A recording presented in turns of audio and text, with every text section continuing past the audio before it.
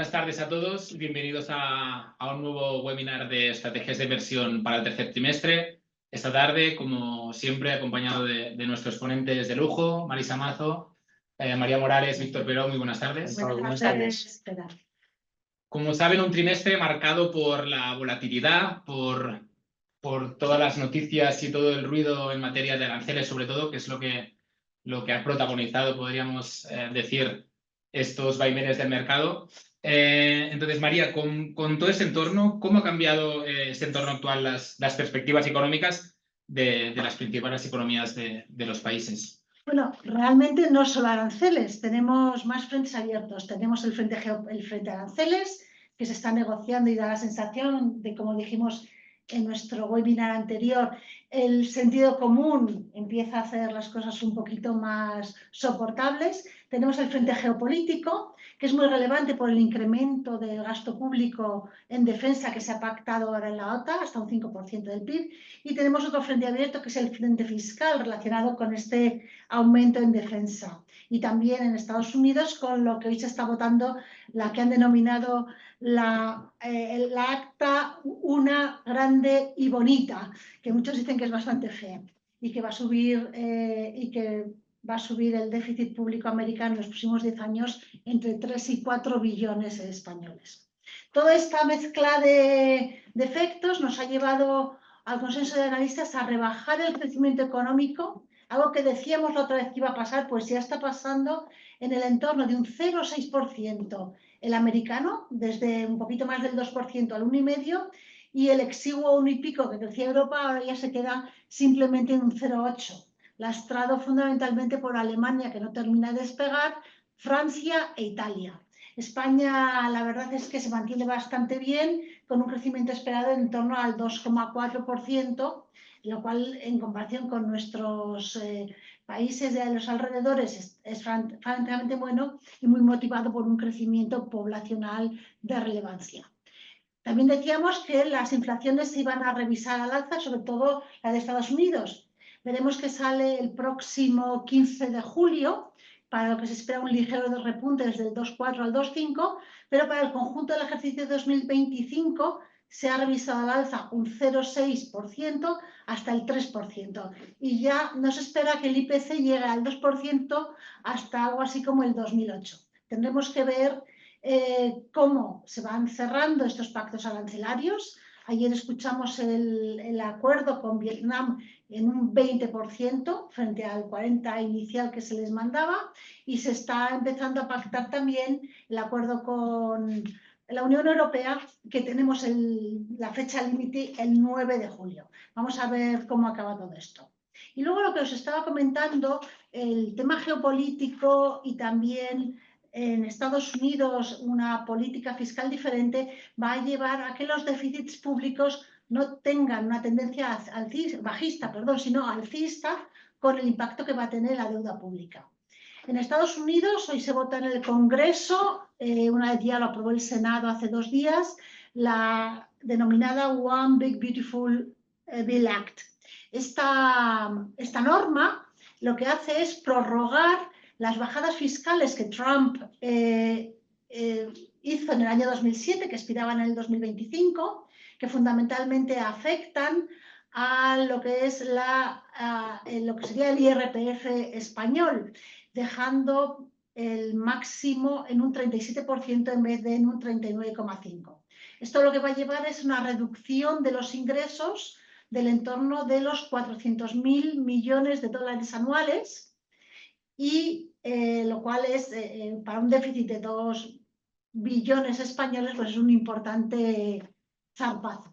También se reducen ciertos gastos, fundamentalmente en lo que se llama el Medicare y Medicaid, con lo cual la media en total llegaría a un aumento del déficit público americano del 3 billones españoles en 10 años, unos 300.000 millones al año.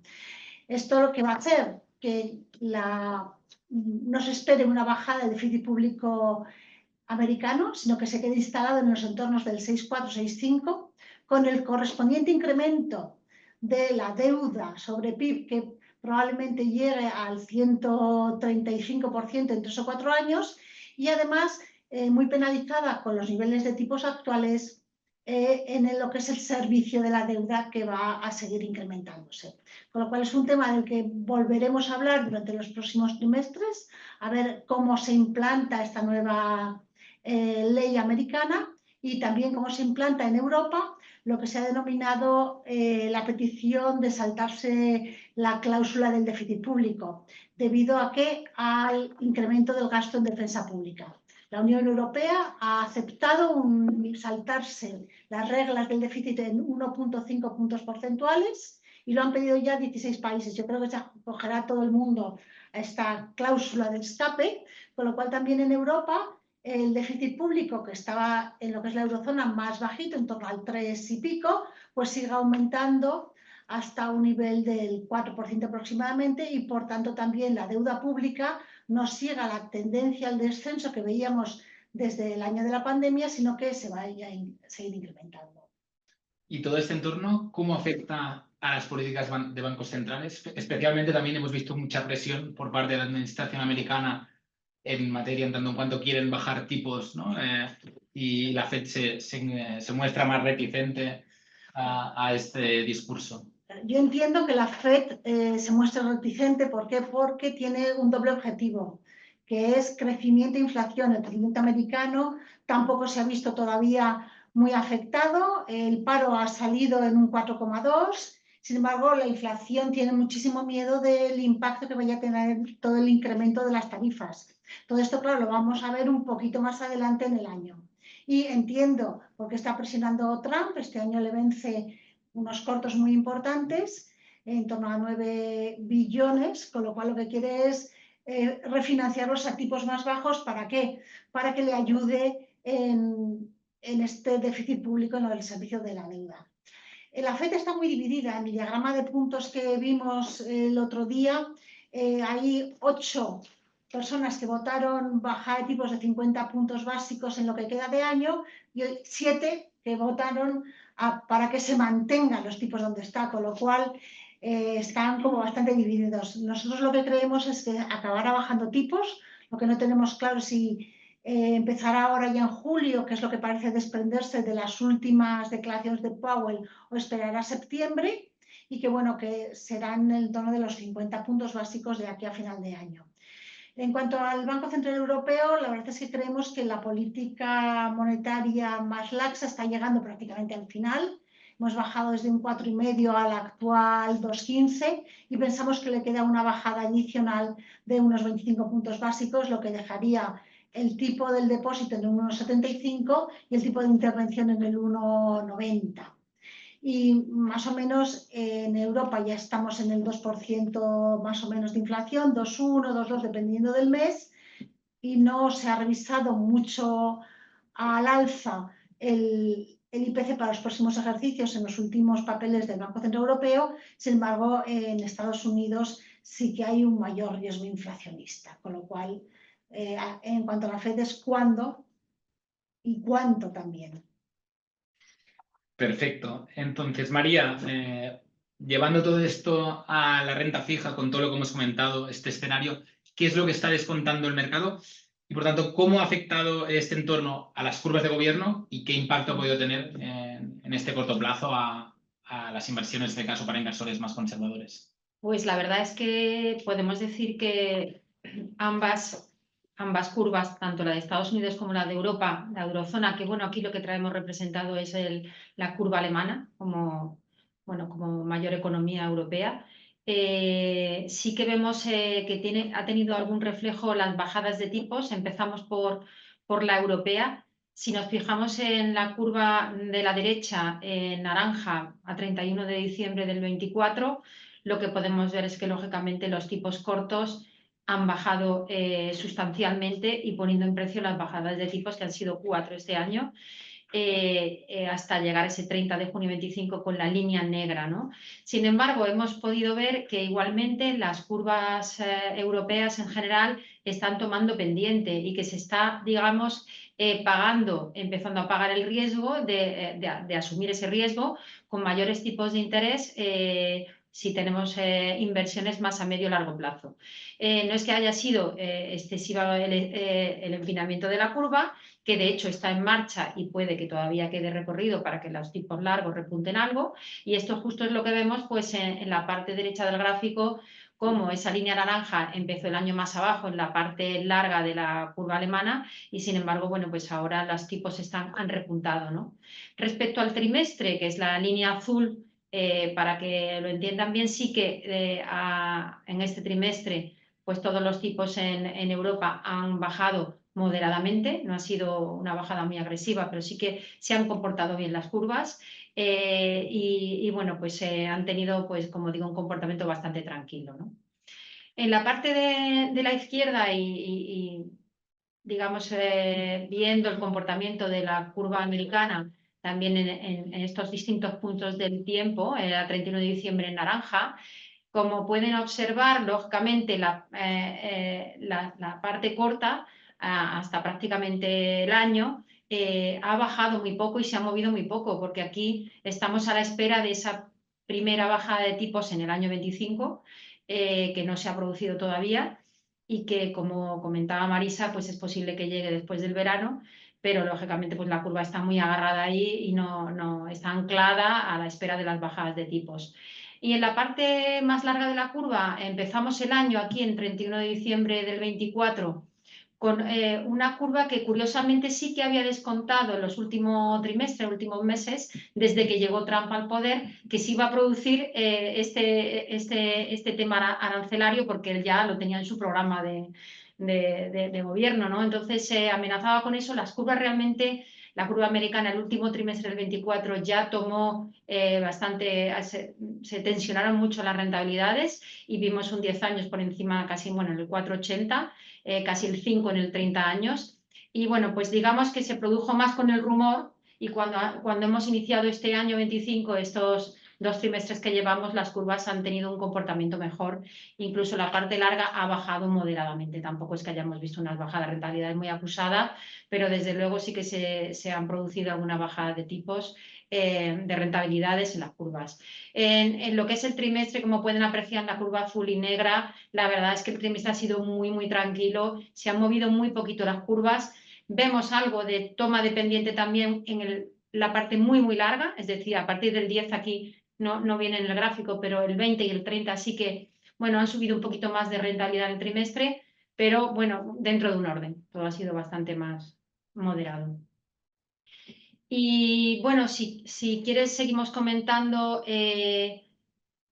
aquí. Bueno, aquí la verdad es que lo que podemos decir en la parte de la izquierda hemos puesto aquí todos los principales países europeos y el comportamiento de las curvas, como digo, desde inicio de año ha sido de levemente subir rentabilidades, sin tampoco unas bajadas que nada tienen que ver con ese año 22 donde subieron muy abusadamente los tipos. Estamos, digamos, inmersos en un año 24-25 relativamente lateral, dentro de un orden, dentro de un rango que, como pueden ver, está entre el 2 y el 4 dependiendo de cada economía, ¿no?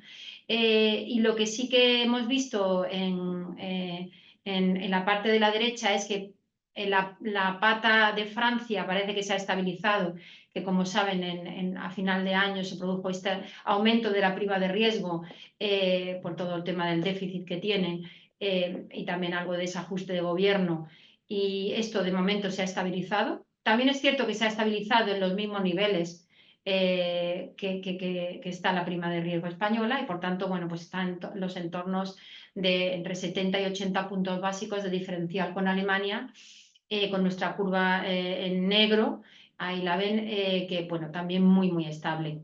Y sí que es significativo que Italia sí que siempre va un poco ahí a remolque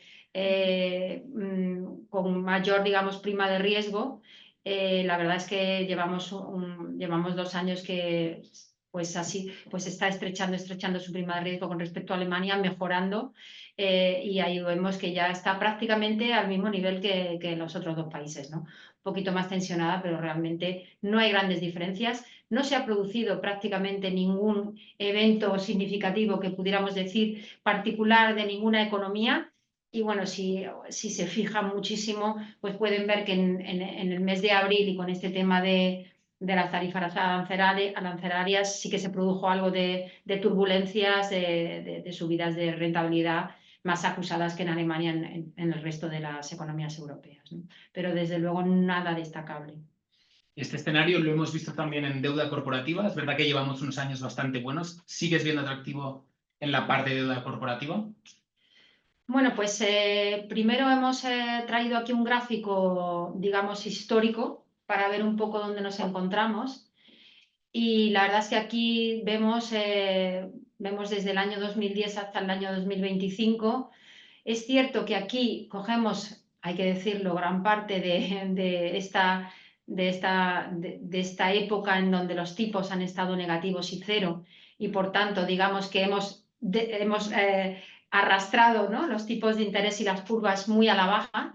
Pero bueno, digamos que si vemos dónde están las rentabilidades hoy, que las ven en el número, al igual que en el rombo, pues podemos decir que en líneas generales están por encima de su media de estos últimos 15 años y con cierto atractivo unas más que otras, ¿no? Tanto en la parte de deuda de gobierno, que está en la parte izquierda del gráfico, ahí ven representados las principales economías occidentales, como en la parte de corporativo que me preguntabas en el centro, en azul marino, ¿no?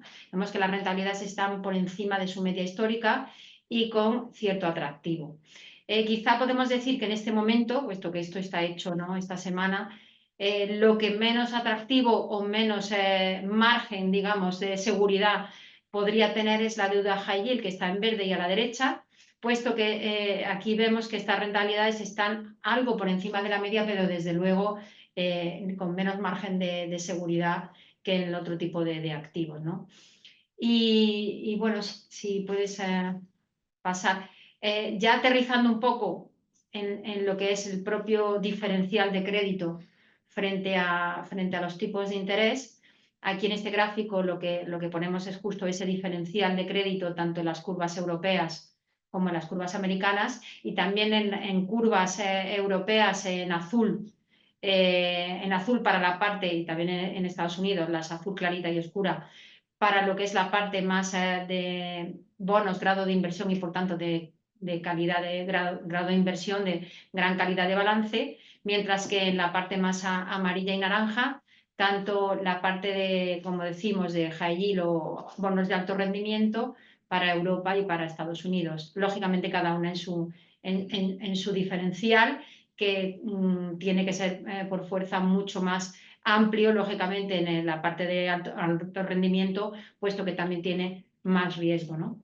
Lo que sí que vemos es que en este año se ha producido aquí un evento un poco más, una sacudida un poquito más fuerte, justo al empezar el trimestre, en abril, por las aranceles de Trump. Se produjo bastante, digamos, sell-off, se vendieron bonos en general, pero la verdad es que hemos de decir que duró muy poco, duró prácticamente 10 días, y tal como se produjo ese momento de nerviosismo y de aumento de la volatilidad, que también lo vimos, como hemos explicado, en los tipos de interés, no solamente en los spreads de crédito, pues luego la verdad es que ha vuelto prácticamente, no estamos en mínimos del año 24, estamos un poquito por encima de la media histórica, pero desde luego aproximándome mucho a los mínimos del año anterior, ¿no? Perfecto. Víctor, pasando a renta variable, hablamos de escenario de sell-off con todo este escenario de volatilidad. Evidentemente en renta variable también hubo un episodio de salida de mercado importante. ¿Nos podrías actualizar un poco cuáles son los niveles del año y cuál ha sido el comportamiento del trimestre después también, sobre todo de estas caídas rápidas y sobre todo de esta recuperación tan importante que han tenido los índices? Bueno, efectivamente, lo primero que nos llama la atención es que en este entorno, ¿no?, de preocupación por la deuda americana, preocupación por los déficits públicos y todo este tipo de cosas, los aranceles sobre todo y tal, pues ¿qué han hecho las bolsas? Bueno, pues las bolsas en este trimestre, el Nasdaq ha subido un 24%, el Standard & Poor's ha subido un 16%, y el Dow Jones ha subido un 10%, ¿no? Y las bolsas europeas han subido entre un 4 y un 7%, por debajo de estas americanas, porque llevaban acumulado en los primeros trimestres más rentabilidad, ¿no? Pero realmente las bolsas no han tenido miedo a esto nada más que unos días. O sea, el tema de los aranceles, de hecho, presentamos justo la estrategia del anterior trimestre en los días de principio de abril que estaban poniéndose en marcha los aranceles y bueno, la barra roja que señala ahí que han hecho las bolsas desde los aranceles, pues demuestra que han sido, pues en Nasdaq es un más 15%, el IBEX es un más 11-12%. Realmente las bolsas no están poniendo demasiada atención en esto. ¿Por qué? Porque al final, bueno, pues el tema de los impuestos, al final, de recortar los impuestos, por ejemplo, en Estados Unidos, también supone más dinero para las empresas, ¿no? Los consumidores invertirán ese tema que se ahorran en otros productos de consumo, ¿no? Y también, por otro lado, pues el tema de los aranceles, por ejemplo, que le impongan los países europeos a Estados Unidos, pues vía dólar estamos viendo que está corrigiendo esa competitividad, por lo tanto las empresas americanas van a poder seguir exportando sin ningún problema, ¿no? Y bueno, eso es lo que han reflejado las bolsas en el trimestre, pero la verdad es que lo que es impresionante es la rentabilidad que llevan en los últimos años, ¿no? Ahí hemos dibujado varios periodos, pero si nos fijamos en la barra azul, que es la más alta, vemos que, por ejemplo, el IBEX con dividendos ha subido un 71% en los últimos 2 años y medio, la bolsa americana de un 78% y las otras un poquito menos básicamente por dos países que han sido las ovejas negras de los mercados en estos años, ¿no? Que está por un lado el Reino Unido, ¿no? Que desde que hicieron el Brexit pues están bastante perdidos, la verdad, cambiando las políticas económicas cada 2 por 3. Ayer mismo volvemos a tener otro susto, ¿no? Y luego Francia, que también con el pacto que tuvieron que hacer, que no se sabe muy bien quién gobierna allí, pues para subir los impuestos a las grandes corporaciones y tal, perjudicaron a los mercados, ¿no? Pero quitando esas dos excepciones, como vemos, Alemania lo ha hecho súper bien, España lo ha hecho muy bien y Estados Unidos lo ha hecho muy bien. Llegados a este punto, al final lo que hay que preguntarse es si hay exuberancia, ¿no? Mucha gente dice que hay una exuberancia después de un 78%. Me preguntaba alguien, ¿esto tiene truco? ¿Esto es porque es después de coge la caída y la subida de la pandemia? No porque hemos cogido desde el 2023 y desde el 2023 el nivel que tenían las bolsas a principios del 2023 era justamente el nivel que tenían antes de la pandemia. O sea, por lo tanto, la pandemia fue una sacudida que tuvo lugar a la baja en 2020 y luego muy volátil entre 2021 y 2022. Pero realmente a nivel de 2023 no tiene impacto la pandemia. Por lo tanto, la pregunta de si vamos a una exuberancia, pues la podemos ver de varias formas, ¿no?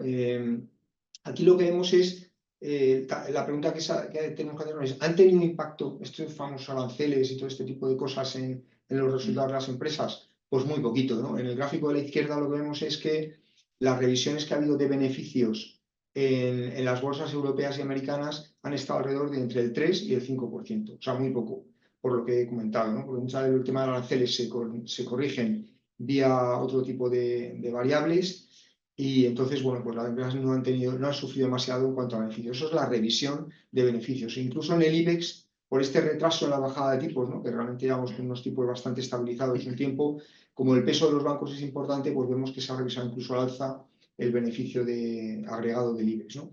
Y además, aunque se ha revisado a la baja, por ejemplo, en Estados Unidos la estimación de beneficio al 4%, vemos en el gráfico de la derecha como la previsión para 2026 todavía es de que los beneficios crezcan prácticamente un 20%, que es un nivel todavía bastante bueno, ¿no? Y en Europa, pues por encima del 10%, ¿no? En el IBEX un poco menos, porque todavía pues, todos los mercados son prudentes en cuanto a subidas de beneficios en los bancos y en las eléctricas, ¿no?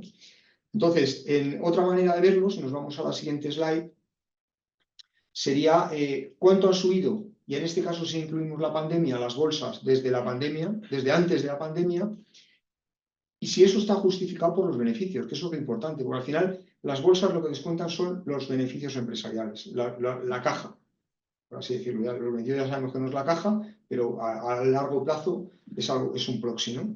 Y vemos ahí, pues, la línea, la barra turquesa, lo que nos muestra es lo que han subido los beneficios desde el 2019. Entonces, por ejemplo, vemos que en España los beneficios se han multiplicado por 2,7 veces, ¿no? Un 172%, y la bolsa ha subido un 150, o sea, ha subido menos la bolsa desde ese momento, ¿vale? Eso es muy importante porque se puede llegar a la conclusión de que está justificada la subida de las bolsas por la subida de los beneficios. Y en el Nasdaq incluso la bolsa, como vemos, se ha multiplicado por 3,27, pero es que los beneficios se han multiplicado por 3,5 veces, los beneficios de las empresas americanas. Por lo tanto, también está justificado.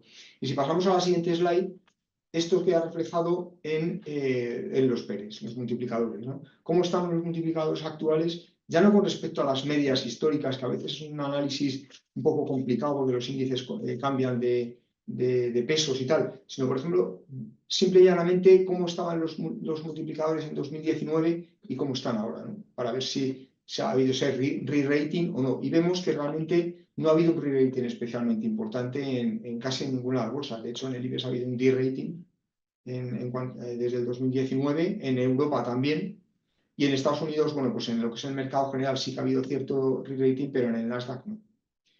¿Vale? Entonces, si nos vamos a la siguiente slide, bueno, la pregunta que me hacías de cuánto estaríamos en cuanto a valoración, pues ahí vemos un poco los potenciales que ahora mismo está dando el mercado para las bolsas, ¿no? Nosotros somos más positivos en la bolsa, en la bolsa europea, porque como hemos visto es la bolsa donde se ha producido incluso un de-rating, ¿no? Ha subido menos la bolsa de lo que han subido los beneficios, y todas estas políticas que ha comentado Marisa de subida de la deuda pública, efectivamente, bueno, al final la política keynesiana, no vamos a entrar en discusiones ahora si es buena o no, pero en el corto plazo lo que está produciendo es más inversiones, más deuda. Ya veremos en el futuro cómo se paga esa deuda, María, con los inversores en renta fija, pero en el corto plazo al final que está suponiendo pues un montón de trabajo para muchas compañías europeas que estaban medio muertas, industriales, ¿no? Siempre se acusaba a Alemania de que de que era demasiado prudente y que no se gastaba el dinero, y eso es lo que ha cambiado de forma importante, ¿no? Por lo tanto, vemos un upside en las bolsas europeas de más del 10% a pesar de lo que han subido a los mercados, ¿no? En Estados Unidos sería un poco menos importante el upside, pero también lo hay, y en España pues también el estilo de alrededor del 7%, ¿no? Tanto para resumirlo, hablaríamos de visibilidad. En Europa hay visibilidad, porque hablamos de estas políticas fiscales, que al final es lo que va a acompañar los beneficios, que es lo que comentabas. Sí, efectivamente, bueno, hay que ver el efecto este de crowding out que puede haber, ¿no? Por ese aumento de deuda pública, ¿no? Pues cómo perjudica a las empresas más endeudadas. Sí que es verdad que estaríamos dentro de estos upsides que son limitados para los mercados, ¿eh? De hecho, por eso nosotros pues, somos positivos en Europa, pero somos neutrales en España y Estados Unidos, porque a nivel de índices ese potencial es más restringido, ¿no? Pero dentro de los índices, como sabemos, y tú lo sabes bien que te dedicas a la gestión de carteras, hay oportunidades, ¿no? Importantes en los valores, y lo que me comentabas, ¿no? Pues que estamos más positivos en Europa frente a otros mercados, pero seguimos viendo potencial en la bolsa. Esto, de hecho, que les estamos anticipando es lo que nosotros acabamos construyendo en esta estrategia de inversión, en este documento de House View, en el que ustedes tendrán acceso al mismo, y en el que nosotros un poco hacemos este análisis macroeconómico, este análisis por tipología de activo, y al final pues hacemos una decisión de inversores en materias de activos y en función de cada perfil inversor. Como les estaba anticipando Víctor, este sería un poco el escenario actual. En este caso, para la clase de activos generalizados, estaríamos negativos en activos monetarios, un poco por lo que ha comentado María, sobre todo por este mayor descuento, sobre todo, o este mayor agotamiento en materia de bajadas de tipos, sobre todo en Europa, y estaríamos positivos en renta fija y en renta variable. En la parte de renta fija, como veremos y como nos va a comentar María, sobre todo dando entrada a esta parte de deuda de gobiernos, un poco también por lo que hemos comentado también del estrechamiento en los spreads, y en renta variable, como comentaba Víctor, pues positivo sobre todo en Europa por este mayor catalizador en cuanto a políticas fiscales, esta mayor visibilidad frente a otras zonas geográficas como Estados Unidos, que realmente pues todavía estamos un poco a expensas de qué pueda ocurrir. El 9 de julio tenemos este primer deadline en materia de aranceles, y en función de ahí pues iremos tomando mayor o menor posición. María, si nos puedes hacer un poco este resumen de la parte de renta fija. Sí, muy bien. Bueno, la idea básicamente es que en la parte de deuda soberana nos parece que tiene cierto atractivo frente al crédito corporativo, y tiene cierto atractivo en la parte europea porque sigue quedando algo de bajada de tipos, pero tenemos que alargar un poco la duración, salir algo de monetarios, como comentabas, para capturar esa rentabilidad, sin tampoco querer decir esto que tenemos que ir directamente a los muy largos plazos, que como comentado creo que todavía pueden sufrir algo, y especialmente porque esa coger pendiente de la curva, ese steepening, vendrá dado, bueno, en Europa, sobre todo por, justo comentaba Víctor, bueno, este cambio de mentalidad alemana y también en general Europa en gastar más en defensa, etcétera, que lógicamente vemos que la deuda y los déficits van a permanecer altos. Pero sin embargo vemos que en la parte corta y media de la curva, en general en Europa, pues podemos estar relativamente tranquilos y con rentabilidades todavía atractivas, como veíamos en esa diapositiva que pusimos anteriormente sobre la media de las rentabilidades históricas, ¿no? En la parte de USA también estaríamos tranquilos teniendo el corto plazo, y aquí, si cabe, pues hemos de esperar que llegue ya alguna bajada de tipos. Por tanto, pues creo que todavía se puede aprovechar esa mayor rentabilidad que ofrecen en términos absolutos, en este caso, por su curva de tipos, básicamente, y estar también ahí posicionados, ¿no? La parte de largo plazo americana, pues lógicamente tiene siempre la espada de Damocles, mega comentada ya en esta reunión, del déficit y demás. Si bien es cierto que yo creo que estará o deberá estar contenida si queremos que lógicamente la economía en general funcione. Está claro que entre el 4,5 y 5% del 10 años americano, el mercado lo asume bien, es tolerable, y como vemos, las bolsas ni se inmutan. Parece ser, Víctor, que ahí, bueno, estamos todos entre comillas cómodos, pero lógicamente tipos muy altos significarían un repricing de muchos activos con riesgo, ¿no? En ese sentido, y en la parte de crédito, lo que hemos de decir es que hemos estado en los últimos trimestres positivos, y en términos generales estamos más neutrales por los niveles de valoración alcanzados por los bonos, sobre todo por los spreads que también hemos mostrado anteriormente. Estamos cómodos todavía con el grado de inversión, con los bonos de calidad, porque aquí sí es que se conjugan muy bien dos factores. Una, que los tipos de interés están relativamente tranquilos, estamos todavía en ciclo de bajadas y por tanto por ahí no va a venir un gran susto, digamos. Y también en la parte de cupón que arrastran, ¿no? Pues nos compensa los posibles vaivenes que nos pudiera dar en cuanto a la duración. Dicho esto, pues es más favorable si estamos no en los mega largos, ¿no? En ese sentido, porque sí que pueden tener más volatilidad, pero desde luego en tipos, en bonos corporativos hasta 5 o 7 años, pues todavía hay valor y como digo, el carry, el cupón compensa los posibles movimientos de los tipos de interés de cuando se produce alguna volatilidad. Y en la parte de high yield, de más beta subordinada y demás, bueno, aquí básicamente lo que vemos es que somos más cautos porque el ciclo económico sigue mostrando signos de resiliencia y fortaleza, pero está claro que estamos llegando en algún punto a una suavidad de ese ciclo económico, ¿no? Y entonces eso lo que nos traerá supuestamente es pues que al final los balances de las compañías, como ya está ocurriendo en los últimos meses, en los últimos años, la verdad es que la cobertura de intereses ha ido poco a poco bajando, ¿no?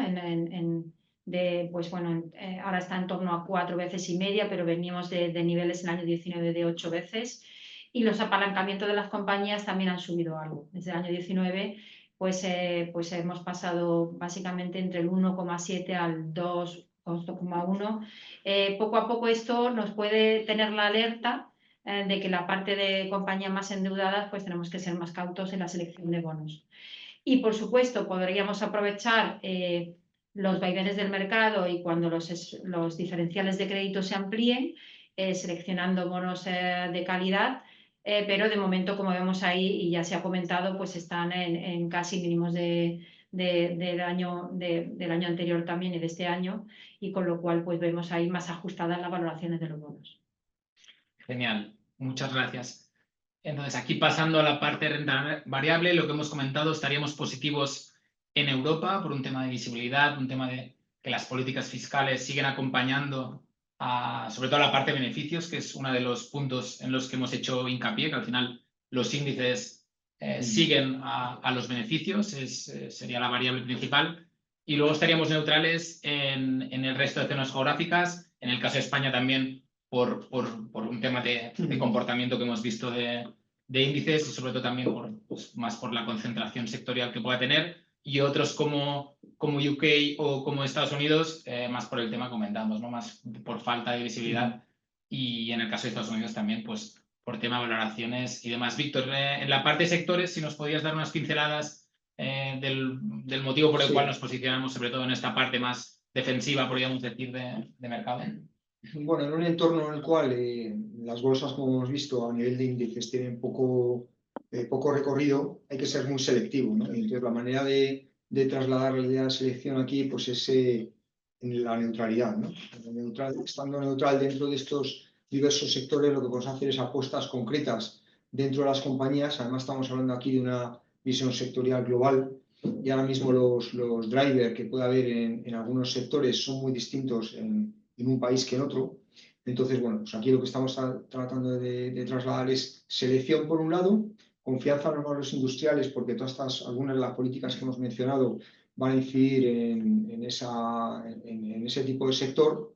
Y luego los consumos han estado muy bajos en los últimos, los consumos de bienes, ¿no? Y de bienes tanto discrecionales como incluso bienes básicos. La gente ha gastado más en los últimos años desde la pandemia en todo tipo de servicios, ya no solo de turismo, de ocio, de este tipo de cosas.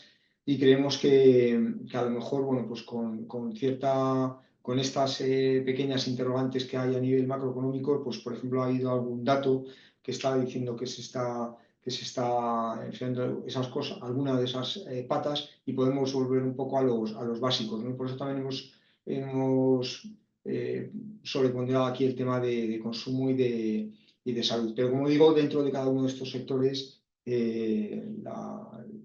la visión es distinta por países y por compañías, por supuesto.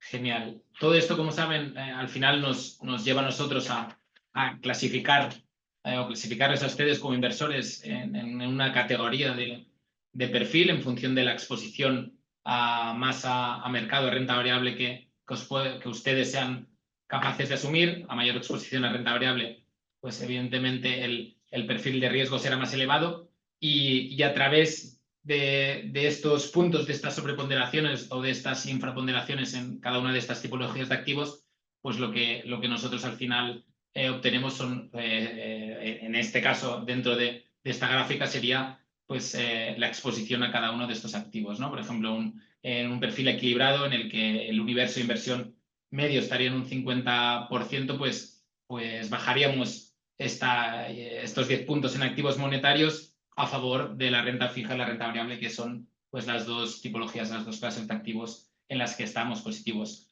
Lo que comentaba María también es importante. Esto no significa que vayamos a quitar toda nuestra inversión, o que el mensaje a un inversor más conservador sea salirse de activos monetarios, sino que es un tema de rotación o de reasignación de las carteras en función de las perspectivas que tenemos. Pues, si les parece, con esto vamos a ir a las preguntas.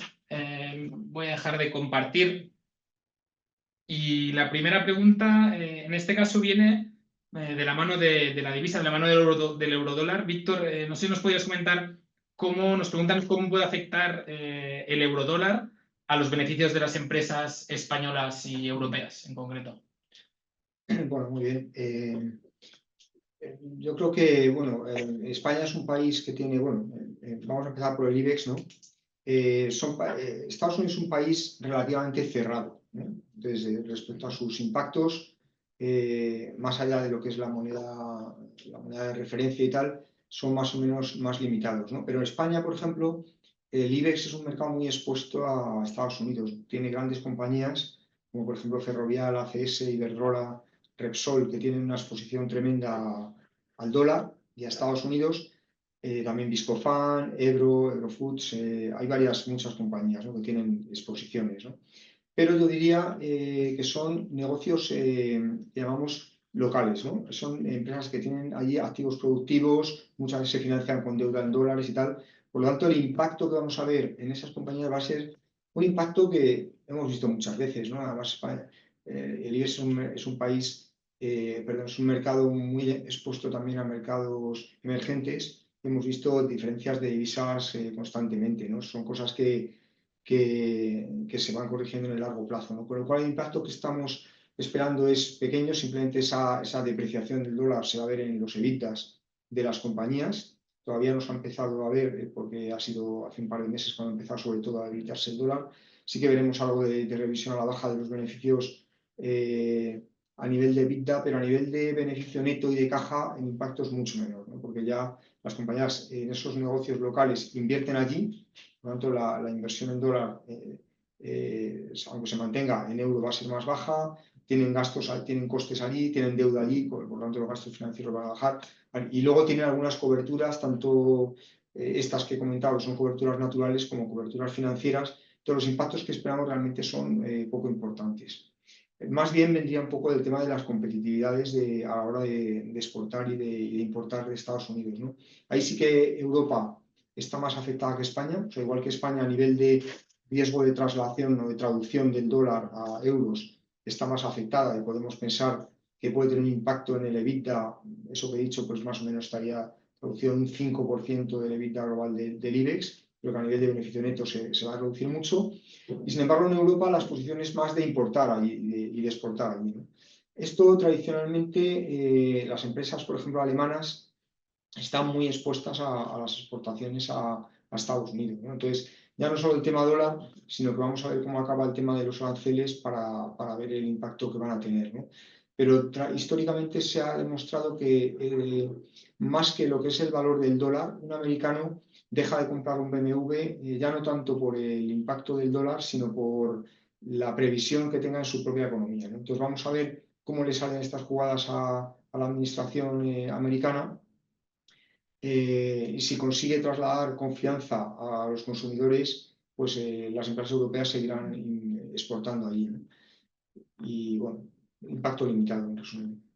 Perfecto. María, hay una pregunta en materia de tipos que comentan que, claro, si el mercado europeo o los tipos europeos ya han descontado esta bajada en materia de intereses y dado que el mercado americano tiene más recorrido en cuanto a bajada de tipos, ¿no tendría más recorrido el alza del mercado americano que el europeo? Bueno, es que creo que, si no me equivoco en la slide, lo que hemos dicho es que estamos positivos en ambos. Estamos positivos en ambos en la parte corta y media de la curva. O sea, no estamos favoreciendo en este caso a Europa frente a Estados Unidos, sino que también seríamos positivos. Además, creo que justo he mencionado que, lógicamente, en valor absoluto, pues las curvas americanas están más arriba, cada una en su divisa local y, por tanto, tiene mucho atractivo la parte de la curva americana, que sería mucho más cautelosa con la parte muy larga de la curva americana, porque creo, y también incluso con la europea, porque creo que sí que ahí puede haber algo más de empinamiento, que no ha terminado ese movimiento, ¿no? Después de curvas muy invertidas y muy aplanadas durante COVID, etcétera. Entonces creo que ahí hay que ser más cauteloso. Pero sí, la curva americana en su hasta 5 o 7 años creo que puede tener atractivo. Genial, muchas gracias. Hay una pregunta de actualidad, en este caso es sobre la OPA, la posible OPA del BBVA Sabadell. Nos preguntan por la opinión que tenemos al respecto. Bueno, Marisa, yo creo que nos puedes bueno, esclarecer. todavía estamos pendientes de saber si BBVA va a cambiar su oferta económica o no. Con la oferta económica actual, Sabadell está cotizando entre un 8 y un 9% de prima, con lo cual, evidentemente, no vas a cambiar caro por barato. Y aquí es que, la verdad, el último movimiento de Sabadell ha sido, digamos, inteligente para que los minoristas no acudan. ¿Por qué? Porque, como saben ustedes, ha vendido TSB a Sabadell. Con este movimiento se generan 2.700 millones de euros y de los cuales 2.500 van a ir a los accionistas de Sabadell. Pero claro, esta operación no se va a cerrar hasta probablemente marzo del año que viene o abril. Se suele tardar casi un año. Entonces, si tú vas a la OPA, no recibirás este importe. ¿Por qué? Porque este importe en dividendos lo recibiría BBVA, con lo cual lo que son 2.500 millones para una empresa que vale 11.000 es muy diferente que 2.500 millones para una empresa que vale 800.000 o 800.000, 80.000. Entonces, pues la rentabilidad, sobre todo la rentabilidad inmediata, se vería perjudicada. Incluso antes de conocerse este movimiento, ya la acción de Sabadell estaba cotizando a prima respecto a la ecuación de canje. ¿Y por qué? Bueno, pues, por ejemplo, la transacción que se ha hecho con DSB se ha hecho a un multiplicador de 1,45 veces precio-valor contable tangible y a un PER pre-sinergias de 10 veces y pico. Sabadell hoy en día está cotizando a un PER 8. Es decir, BBVA pretende, entre comillas, pagar menos que este PER, en tanto en cuanto su moneda, que son las acciones principalmente, pues, ofrecen un canje determinado. Entonces, claro, si tú quieres pagar 8 veces cuando las transacciones se están haciendo a 10, pues es un poquito más difícil. BBVA, en el caso de subir la oferta, tendría que valorar mucho primero el tema de las acciones y el tema de cuánto va en caja. Como también saben ustedes, como llevamos ya un año y pico, la oferta inicial se ha corregido por los dividendos que paga BBV y Sabadell. Los que paga Sabadell se pagan en dinero, no, perdón, los que paga BBV, bueno, me estoy liando ya. Vamos, que ahora la oferta ya incluye un componente de caja de 0,70 céntimos y ha bajado el componente en acciones, con lo cual tiene un cierto margen en acciones por la ampliación máxima que se aprobó en julio del año pasado, porque aprobaron una ampliación máxima de un determinado número de acciones que equivalía a más acciones para la gente de Sabadell.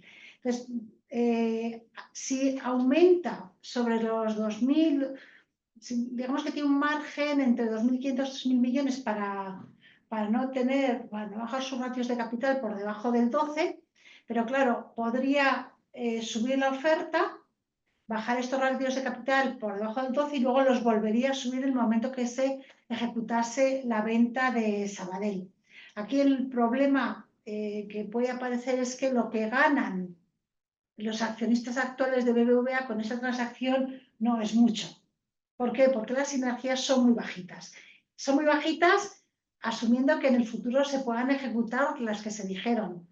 Normalmente en operaciones de este calado los ahorros de costes suelen ser el 50% de los costes de la OPADA, como ha sido en el caso de TSB por parte de Santander. Sin embargo, las sinergias de costes que anunció BBVA no llegaban al 30% de lo de Sabadell, con lo cual, claro, el valor que se crea en esta fusión económicamente y financieramente no es tan grande como en otras operaciones.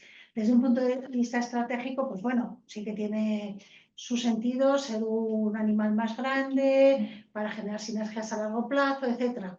Entonces, bueno, tenemos que ver el precio, porque sin esta variable es muy difícil decidir.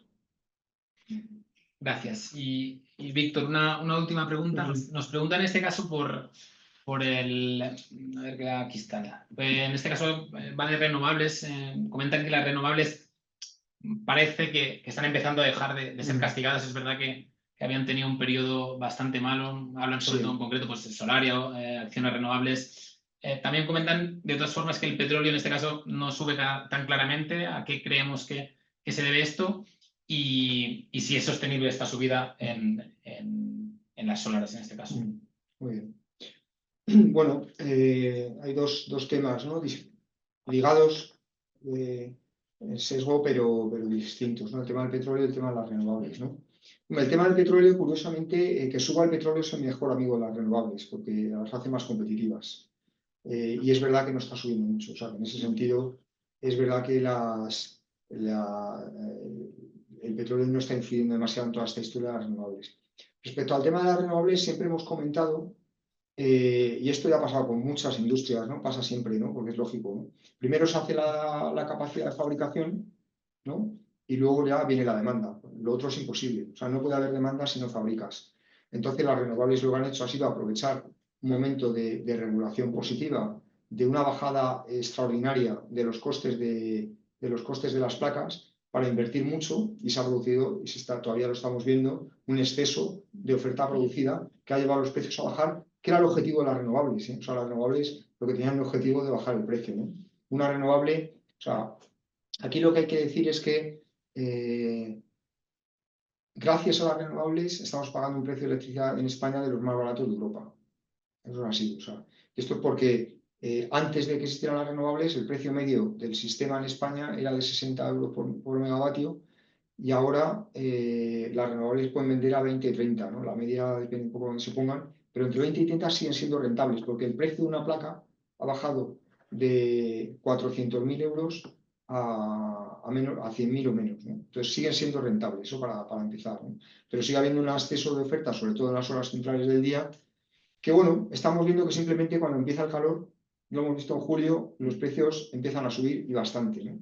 Con lo cual eso quiere decir que dentro de un par de años, cuando entren una serie de centros de datos, cuando todos los coches sean eléctricos, porque esto también había un escepticismo muy grande, pero llevamos varios meses que los coches eléctricos suben mucho más en ventas que los demás, y bueno, es verdad que aquí en Madrid se ve mucho más coche eléctrico que fuera, pero a nivel de media nacional también está subiendo bastante. Entonces, cuando se junte eso, habrá una demanda y volverá un poco a la normalidad, esos proyectos serán rentables, ¿no? Entonces, bueno, yo creo que sí que seguirá la subida de valor de las renovables, porque es la electricidad del futuro. Se amortiza solo en 8 años, a que todos los comentarios agoreros que hay, que bueno, dentro de 15 años a lo mejor hay un microondas que hace electricidad nuclear, cada uno en su casa tiene una nuclear y tal. Bueno, eso ya veremos a ver dentro de 30 o de 40 años, pero el payback de una central solar son 8 años. Entonces, en 8 años que estén encendidas, ya se recupera la inversión y la TIR, ¿no?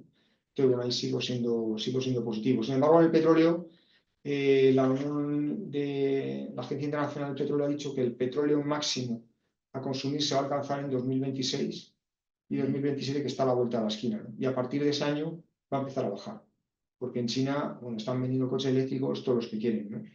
Y poco a poco se va a ir transformando otra serie de industrias, ¿no?